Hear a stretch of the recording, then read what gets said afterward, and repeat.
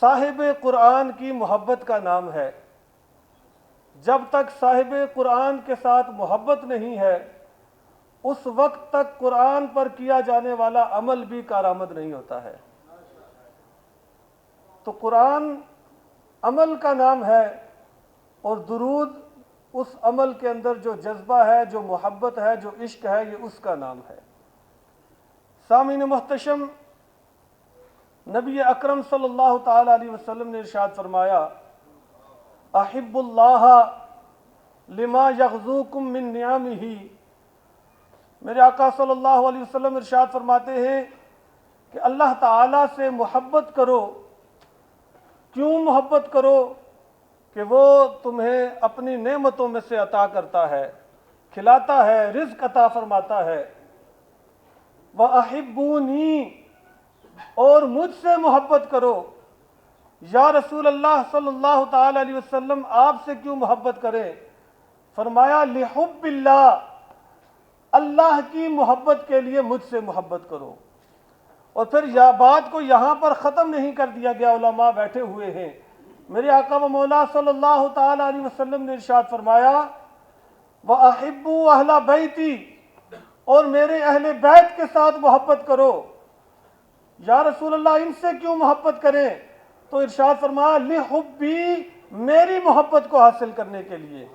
تو پتہ چلا کہ جو اہل بیت سے محبت کرتا ہے، جو علی سے محبت کرتا ہے، جو فاطمہ سے محبت کرتا ہے، جو حسنین سے محبت کرتا ہے، اس کی محبت مصطفیٰ کی محبت بن جاتی ہے، اور جو مصطفیٰ کریم سے محبت کرتا ہے اس کی محبت اللہ کی محبت بن جاتی ہے۔ تو اللہ تعالیٰ کی محبت کو پانے کا بھی کوئی اور ذریعہ نہیں ہے، وہ اہل بیت سے ہوتی ہوئی شاہراہ مصطفی پر گامزن ہوتی ہے، اور پھر وہ محبت الہی بن جاتی ہے، جو کہ ہمارا اصل مرکز اور مقصد ہے۔ تو اس لیے قرآن سے بھی رابطہ ضروری ہے، صاحب قرآن سے بھی عشق ضروری ہے۔ جب تک قرآن اور صاحب قرآن، اور یہ بھی یاد رکھیے کہ یہ جو اہل بیت کرام ہیں یہ قرآن کا عملی نمونہ ہے، یہ پریکٹیکل ہے۔ قرآن کتابی صورت میں موجود ہے اور کربلا میں قرآن عملی صورت میں ہمیں نظر آتا ہے۔ وہ قرآن کی عملی شکل ہے جو اہل بیت کرام کی صورت میں، حسنین کریمین کی صورت میں ہمارے سامنے آتی ہے۔ اس لیے اگر عمل سیکھنا ہے قرآن پر تب اسی درگاہ پر آنا پڑے گا، تب انہی سے فیض حاصل کرنا پڑے گا۔ آپ دیکھیں کہ جب ہم نماز پڑھتے ہیں یا نماز سے بہر ہم درود و سلام پیش کرتے ہیں تو ہم کیا کہتے ہیں؟ اللہم صلی علی محمد۔ ہم اللہ کی بارگاہ میں یہ عرض کرتے ہیں کہ مولا تو درود بھیج۔ اب سوال یہ پیدا ہوتا ہے، ویسے تو ہم کوئی بھی عبادت کرتے ہیں ایاک نعبد و ایاک نستعین، اے اللہ ہم تیری عبادت کرتے ہیں۔ اب جب ہم درود کی قبولیت کا راز یہی ہے کہ جب ہم درود پیش کرتے ہیں آقا علیہ السلام کے ذات اقدس پر اور آقا کی آل پر، اصحاب پر، تو اس کی سب سے بڑا جو اس کا راز ہے قبولیت کی، اس کی وہ کیا ہے؟ وہ یہ ہے کہ اس میں میں تم ہم نہیں ہیں، اس میں ہم یہ عرض کرتے ہیں کہ مولا تو درود بھیج۔ اب اللہ تو پہلے اپنے نبی پر درود بھیجتا ہے۔ تو محترم حضرات، پھر آپ یہ دیکھیں یہ کتنا مقبول درود ہے کہ دنیا میں آپ کوئی بھی عبادت کریں اس کی قبولیت میں شک ہو سکتا ہے، لیکن درود السلام کی قبولیت میں شک نہیں ہو سکتا۔ اور یہ درود جو ہے امت کا درود آقا علیہ السلام کو بہت پسند ہے۔ جب آقا علیہ السلام کی بارگاہ میں عرض کیا گیا یا رسول اللہ آپ پر کتنا درود پڑھا جائے؟ میرے آقا نے فرمایا کچھ زیادہ کرو۔ صحابی عرض کرتے ہیں یا رسول اللہ اگر میں دن کے 3 حصے، اپنے ٹائمنگ کے 3 حصے باقی کام کروں، 1 حصہ درود پاک، آقا علیہ السلام نے فرمایا کچھ زیادہ کرو۔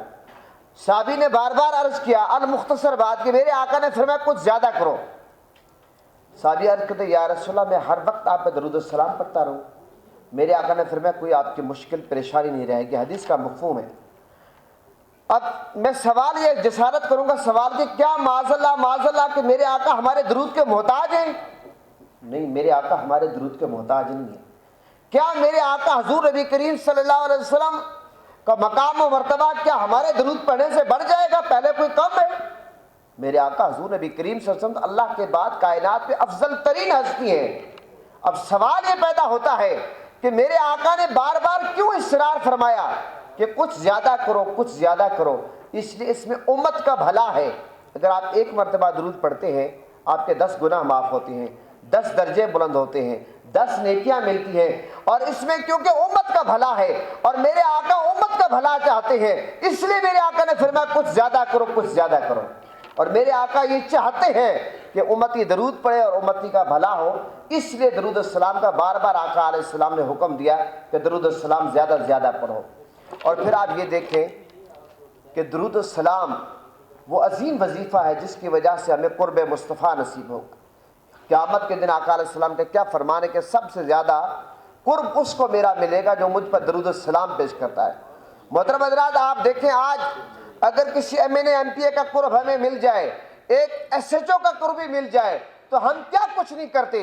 اور وہ قیامت کے دن جب نفسا نفسی کا عالم ہوگا، ہر شخص پسینے میں ڈوبا ہوگا، پریشان ہوگا، باپ بیٹے کو نہیں پہچانے گا، بیٹا باپ کو نہیں پہچانے گا، اس مشکل گھڑی میں اگر ہمیں حضور کا قرب مل جائے تو مجھے آپ یہ بتائیں اس سے بڑا کرم اور کیا ہوگا؟ اور یہ کرم ہم پہ کب ہوگا؟ جب ہم تاجدار مدینہ میں درود السلام پیش کریں۔ ہم اللہ کا شکر ادا کرتے ہیں اور اس کا فضل اور احسان سمجھتے ہیں کہ اس نے ہمیں اہل محبت کی صف میں جگہ عنایت فرمائی ہے۔ ہم محبتیں پھیلانے والے ہیں اور نفرتوں کے سوداگروں سے نفرتیں کرنے والے ہیں۔ ہمیشہ جہاں بھی محبت کا کوئی ایک لفظ، کوئی ایک سینٹنس، کوئی ایک فقرہ ملا تو ہم وہیں کے ہو جانے والے لوگ ہیں۔ آج ہمارے اس معاشرے میں نفرتیں پھیلانے پر باقاعدہ طور پر انویسٹمنٹ ہو رہی ہے، دشمنیاں اور انیمیٹیز ڈیولپ کرنے پر بہت زیادہ سرمایہ لگایا جا رہا ہے۔ افتراق اور انتشار کو پھیلانے کے لیے ایک منظم منصوبہ بندی کی جا رہی ہے۔ اس لیے اہل محبت کا ایک پلیٹ فارم پر جمع ہونا اور رواداری اور اتحاد و وحدت کو ساتھ لے کر چلنا نہ صرف وقت کی ضرورت ہے بلکہ سچی بات تو یہ ہے کہ ہماری اب بقا کا بھی مسئلہ ہے۔ اگر ہم نے اس چیز کا احساس نہ کیا تو یقین جانیں کہ ہماری روایات جو ہے وہ ختم ہو جائیں گی، اور روایات کو ختم کرنے کے لیے باقاعدہ طور پر لوگ کام کر رہے ہیں۔ درود و سلام کے حوالے سے، قرآن مجید کے حوالے سے اس خوبصورت کاوش پر شیعہ علماء کونسل کو میں ہدیہ تبریک پیش کرتا ہوں کہ بہت ہی خوبصورت کانفرنس اور بہت ہی شاندار افراد کو بلایا گیا ہے۔ یہ بالکل واضح اور دو ٹوک ہے کہ ہم رسول اللہ صلی اللہ علیہ وآلہ وسلم کی ذات عالیہ پر درود بھیجتے ہیں۔ اللہم صلی اللہ علیہ وسلم۔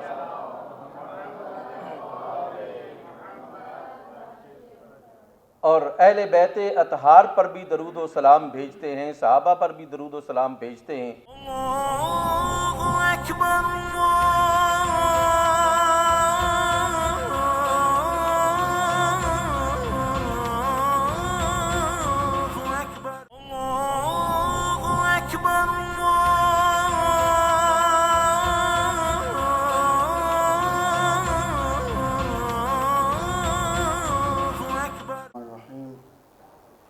الحمدللہ والصلاة علی اللہم صلی علی محمد وآل محمد، اما بعد فقد قال اللہ الحکیم اعوذ باللہ من الشیطان الرجیم وما آتاکم الرسول فخذوہ वमा नहाकुम अन्हु फंतहु।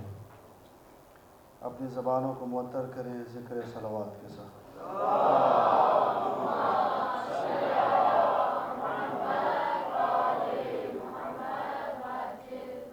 सबसे पहले तो मैं शुक्रगुज़ार हूँ शिया उलमाए कौंसिल पाकिस्तान का कि जिन्होंने ये खूबसूरत महफिल सजाई और स्टेज पर तशरीफ़ फरमा उलमाए कराम, खुसूसन सदर महफिल जनाब इस्लाम वल मुस्लिमीन शबीर हसन मैसकी साहब का शुक्रगुज़ार हूँ। आप सुन रहे हैं कि वक्त बहुत कम है, मैं फ़कत 2-3 गुजारिशात फ़कत फहरिस्तवार आपकी खिदमत में अर्ज़ करना चाहूँगा कि खुदावंद मुताल का फरमान है, जो कुछ रसूल अता करे उसे ले लो और जिस शय से रोके उससे रुक जाओ। पैगंबर की अताएँ कम नहीं हैं, बहुत ज़्यादा हैं। सब कुछ हमें पैगंबर के ज़रिए मिला है, लेकिन अगर पैगंबर अकरम की अताओं को ख़ुलासा करना चाहूँ तो वही हदीस है जो तवातुर के साथ आपसे नक़ल हुई है कि आपके दरमियान 2 गिरां कदर चीज़ें छोड़ के जा रहा हूँ। एक अल्लाह की किताब है और दूसरी मेरी इतरत अहले बैत है। अगर इन दोनों के साथ तमस्सुक रखा तो कभी गुमराह नहीं होने पाओगे। उलमा की महफ़िल है, जानते हैं कि वो हदीस जिनमें कुरान के साथ लफ्ज़ सुन्नत का तज़किरा है, ताक़ीक़ी एतबार से, सनद के एतबार से और तादाद के एतबार से उनकी सूरत हाल क्या है, और जिन हदीस में कुरान के साथ लफ्ज़ इतरत अहले बैत आया है उनकी सनद को क्या हैसियत हासिल है और उस हदीस के रुवात की तादाद क्या है। कुरान और अहले बैत वो नुस्ख़ा हिदायत है जो ख़ातमुल अंबिया ने हमारे लिए तजवीज़ किया है, और इस नुस्खे में बहुत मुशाबहतें पाई जाती हैं। कुरान भी किताब हिदायत है, अहले बैत भी कश्ती नजात है। कुरान भी मासूम है, मायात का तज़किरा नहीं कर रहा, ख़ुलासा अर्ज़ कर रहा हूँ। अहले बैत भी मासूम है, कुरान भी क़यामत तक, अहले बैत भी क़यामत तक। कुरान मजीद के बारे में इरशाद हुआ ला यमस्सुहु इल्लल मुतहहरून, कुरान भी पैगंबर अकरम का मोजज़ा है और अहले बैत भी मोजज़ा है। कुरान किताबी सूरत में मोजज़ा है और अहले बैत इंसानी पैकर में मोजज़ा हैं पैगंबर अकरम के लिए। किसी आलिम दीन का खूबसूरत जुमला है कि अगर कुरान मजीद इंसानी शक्ल में होता तो अली की शक्ल में होता, और अगर अली इब्न अबी तालिब किताबी शक्ल में सामने आते तो कुरान मजीद की सूरत में होते। हमें इस नुस्ख़ा हिदायत पे अमल करना है और यही हमें हिदायत के रास्ते पे गामज़न रख सकता है। कुरान मजीद ने इरशाद फरमाया कि खुदा और उसके मलाइका पैगंबर पर सलवात भेजते हैं, आप भी ख़त्मी मरतबत पर सलवात और सलाम भेजें। बावाज़ बुलंद सलावत।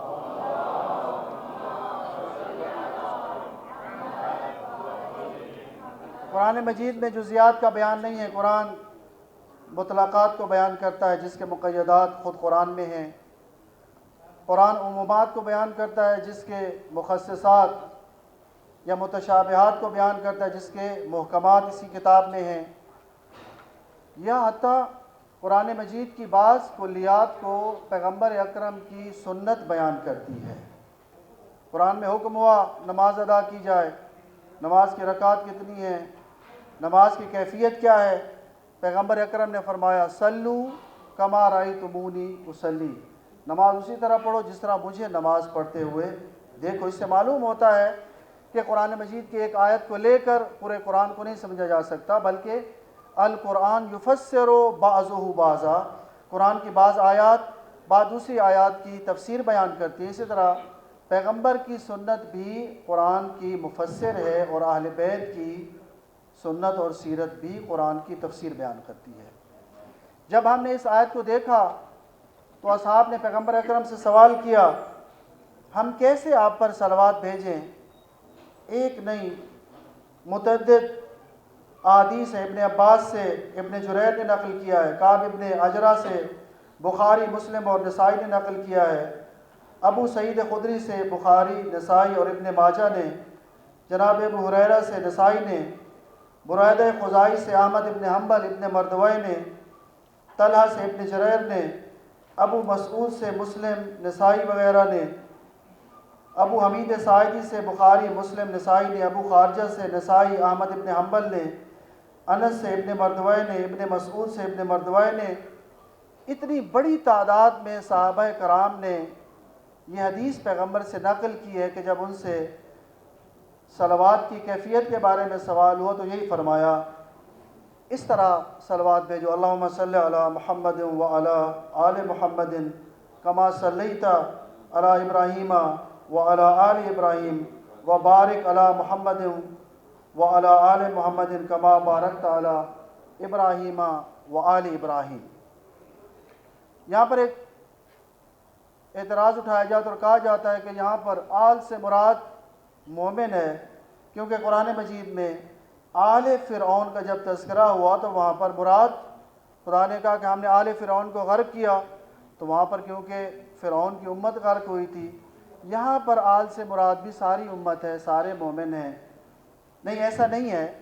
اگر ہم قرآن کی اور آیات کی طرف رجوع کریں تو ہمیں اس بات کا واضح ثبوت ملتا ہے کہ یہاں پر آل سے مراد ہر مومن نہیں ہے، بلکہ کچھ مخصوص مومنین ہیں۔ بلکہ یوں کہوں، جس طرح تفسیر کبیر میں امام رازی فرماتے ہیں، جہاں پر بھی قرآن مجید میں یا ایھا الذین آمنوا کا خطاب آتا ہے، مومنین کی فہرست میں سب سے سر فہرست علی بن ابی طالب نظر آتے ہیں۔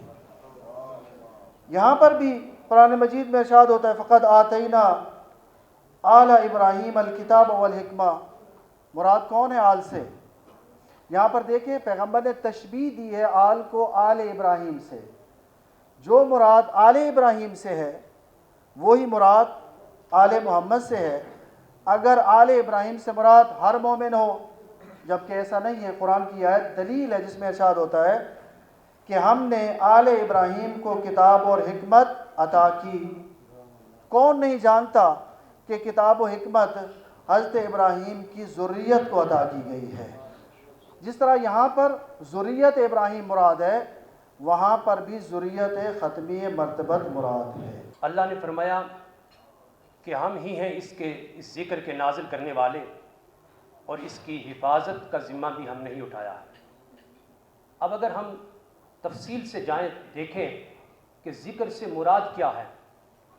ذکر سے مراد قرآن ہے، اور پھر ہم اگر حضور سرور کونین صلی اللہ علیہ وسلم کی بارگاہ کے اندر حاضری لگائیں اور حضور سے پوچھیں کہ یا رسول اللہ صلی اللہ علیہ وسلم، ذکر سے مراد تو قرآن ہے، لیکن یہ بھی تو بتا دیجئے کہ قرآن والے کون ہیں، تو سرکار کائنات صلی اللہ علیہ وسلم ارشاد فرماتے ہیں کہ القرآن مع علی و علی مع القرآن، قرآن علی کی ذات سے پیوست ہے اور علی قرآن کی ذات سے پیوست ہے، اور حضور نے فرمایا کہ دونوں حوض کوثر پر بھی اکٹھے آئیں گے۔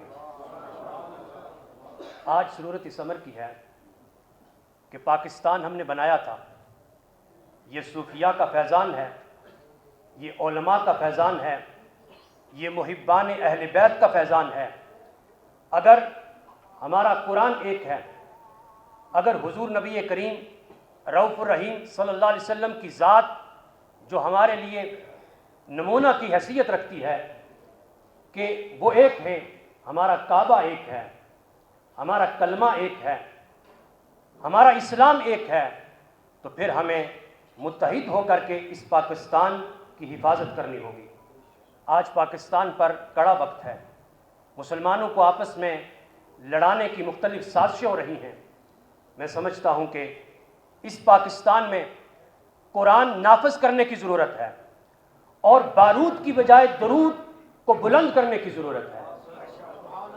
پاکستان کو بارود نے بہت زیادہ نقصان پہنچایا ہے، اور اغیار نے سازش کی کہ انہوں نے اسلام کے جو بہروپیے تھے ان کو آگے لا کر کے تو پاکستان کو صفحہ ہستی سے مٹانے کے جو سازش ہو رہی ہے، میں سمجھتا ہوں کہ ہم تمام کو مل کر کے، تو میں سمجھتا ہوں کہ ہمیں پاکستان کو بچانا ہے۔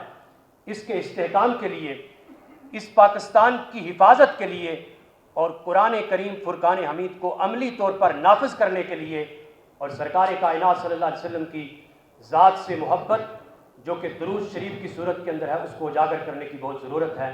میں بار دیگر شیعہ علماء کونسل کے جمیع عہدیداران اور بالخصوص صدر مجلس اور جناب میرے بھائی اظہار بخاری صاحب، ان سب کا شکریہ ادا کرتا ہوں کہ جنہوں نے اس خوبصورت بزم کو سجایا۔ وما علینا الا البلاغ المبین۔ الله أكبر الله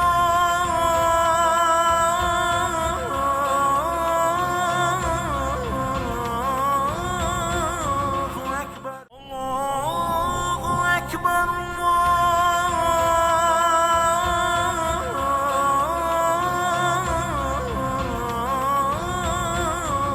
أكبر۔ بہن اہل بیت و محبان اسلام تمام کو خوش آمدید بھی کہتا ہوں اور شیعہ علماء کونسل کا شکریہ ادا کرتا ہوں جنہوں نے آج پھر ہمیں ایک دفعہ مل بیٹھنے کا موقع دیا۔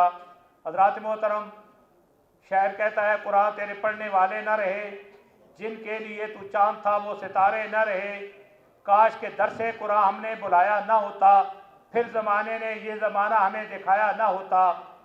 وہ زمانے میں معزز سے مسلمان ہو کر ہم خار ہوئے تارک قرآن ہو کر، ہم نے قرآن اور صاحب قرآن سے نسبت کو کمزور کیا، ہم نے اپنے مرکز اور محور کو چھوڑا۔ ہمارا مرکز اور محور سرکار کائنات کی ذات اقدس تھی۔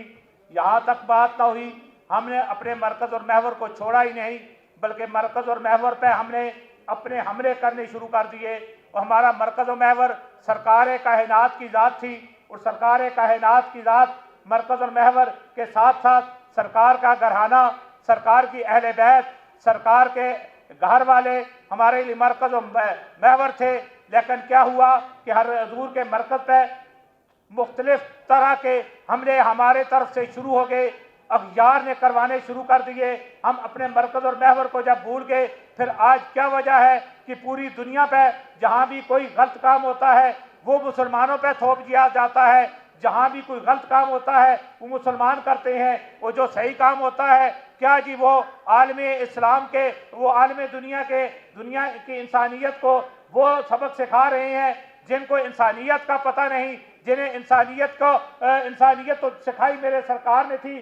آج انسانیت کا درس ہمیں وہ دینے لگے ہیں جنہیں انسانیت کی الف کا بھی پتہ نہیں۔ لیکن کیا وجہ ہے؟ ہم تمہارے سامنے سے وہ منزل اوجل ہو گئی، ہم نے اس منزل کی طرف چلنا چھوڑ دیا، ہم اس منزل کو بھول گئے جو منزل سرکار کائنات نے ہمیں دی تھی، سرکار کے غلاموں نے ہمیں دی تھی، ہمیں جو اہل بیت اطہار کے گھر سے ملی تھی، اصحاب رسول کے اسوہ سے جو ملا تھا، ہم نے اسے بلا دیا۔ آج ہم ذلیل و رسوا ہو رہے ہیں، لیکن وہ وقت دور نہیں کہ امت مسلمہ اپنے مرکز اور محور پہ اکٹھی ہوگی۔ میں پھر ایک دفعہ تمام علماء کا شکریہ ادا کرتا ہوں۔ ہم ایک جگہ اکٹھے ہیں، اکٹھے ہو کر رہیں گے، اور یہ ملک پاکستان کملی والے کے آقا صلی اللہ علیہ وسلم کے نظام سے مزین ہو کر رہے گا۔ یار زندہ صحبت باقی و معالم۔ کوئی شک کی گنجائش نہیں ہے کہ یہی وہ قرآن ہے۔ ایک ایجوکیشنل گروپ کراچی یونیورسٹی سے ہم نے ایران زیارتوں پہ بھیجا، تو جب امام رضا علیہ السلام کے حرم میں گئے تو انہوں نے بہت سی کتابیں ٹٹولی دیکھی، تو انہیں دو ہی کتابیں نظر آئیں، ایک قرآن مجید اور ایک مفاتیح الجناح۔ تو جب انہوں نے قرآن مجید کو الگ الگ صفحوں کو کھول کے دیکھا تو پھر انہوں نے کہا کہ یہ تو وہی خط عثمان طہا کا قرآن مجید ہے۔ میں نے کہا باتیں کرنے والے بہت سی باتیں کرتے ہیں، عملاً آ کے دیکھیے کہ یہ وہی قرآن مجید ہے جس کو اللہ سبحانہ و تعالیٰ نے اپنے حبیب کے دل پر نازل فرمایا، انہوں نے امت کو دیا، اور آج کتاب کی شکل میں ہمارے درمیان میں موجود ہے۔ نہ اس میں کوئی کمی ہے نہ کوئی بیشی ہے۔ اور میں عرض کرتا چلوں کہ اسی قرآن کی برکت سے اللہ تعالیٰ نے ہمیں درود بھی عطا فرمائی، اور یہ درود ہمارے لیے دلوں کو پاک کرنے کا باعث ہے، حضور اکرم کے درجات کو بلند کرنے کا باعث ہے، اور امت مسلمہ کو متحد کرنے کا باعث ہے۔ یہ ہمارے لیے بڑی فخر کی بات ہے کہ اللہ سبحانہ و تعالیٰ نے آج ہمیں ایک ایسا گلدستہ سجانے کی توفیق عطا فرمائی۔ میں اس بات کی طرف توجہ دلاتا جاؤں، اور خاص کر میڈیا سے درخواست کروں گا، اور آج یہاں قرارداد بھی لکھی جائے گی، اس قرارداد کا ایک لازمی حصہ یہ ہے کہ دین کے متون اصلیہ میں کسی بھی قسم کی تبدیلی قابل قبول نہیں ہے۔ میں سمجھتا ہوں کہ شاید اس وقت موقع ہے کہ موجودہ حکومت اس درود کے ایک قرارداد کے ذریعے تبدیل ہونے کے نوٹیفیکیشن کو असली नोटिफिकेशन की तरफ ले जाए जो हुजूर अकरम सल्लल्लाहु अलैहि वसल्लम ने बयान फरमाया था। साथ साथ टेलीविज़न पर, मीडिया पर, प्रिंट में, हर जगह पर ये लाजमी करार दिया जाए कि जब सल्लल्लाहु अलैहि पढ़े तो वह सल्लम न पढ़ा जाए बल्कि सल्लल्लाहु अलैहि वसल्लम पढ़ा जाए, न इससे ज़्यादा किया जाए न इसमें कम किया जाए। इसलिए कि मैं तो तकरीबन 12-14 सफ़े 40 सनद लेकर आया था दुरूद की, जिसमें यही मौजूद है, अल्लाहुम्मा सल्लि अला मोहम्मद व आले मोहम्मद या अल्लाहुम्मा सल्लि अला मोहम्मद व अला आले मोहम्मद। साथ साथ मैं अर्ज़ करता चलूँ कि हमें मुसलमानों की फ़िक्र है, चाहे वो कश्मीर के मुसलमान हो, चाहे वो फ़लस्तीन के मुसलमान हो, चाहे वो यमन के मुसलमान हो, और हमें पाकिस्तान की फ़िक्र है। हमें किसी शख्स से कोई काम नहीं है, हमें अपने प्यारे मुल्क से काम है। 27 रमज़ान मुबारक की बाबरकत रात अल्लाह ताला ने हमें ये मुल्क तोहफे के तौर पर मोहम्मद व आले मोहम्मद अलैहिस्सलाम के नाम पर दिया है।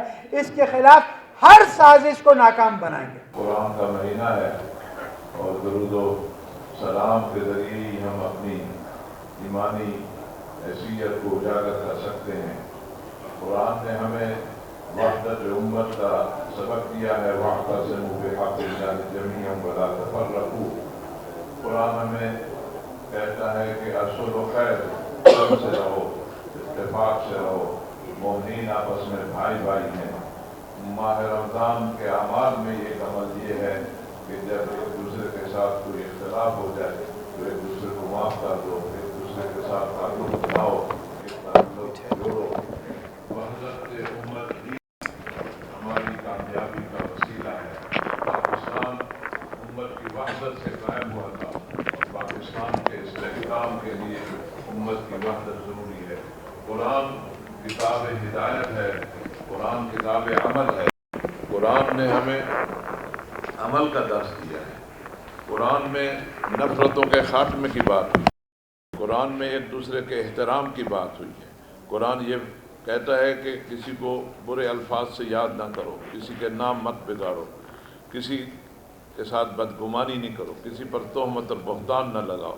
जब इस्लामी मुआशरे में जो अपने आप को कौम का कायद और लीडर समझें और वो जब उम्मत में ऐसी बातें फैलाएंगे कि जिस भी वजह इफ्तराक और इंतशार हो, नफ़रतें हों, तो फिर ज़ाहिर है ख़राबियाँ ही ख़राबियाँ होंगी। इस वक्त मैं समझता हूँ कि ज़रूरत इस अम्र की है कि हम कुरान की तरफ पलट आएँ, कुरान से दर्स लें।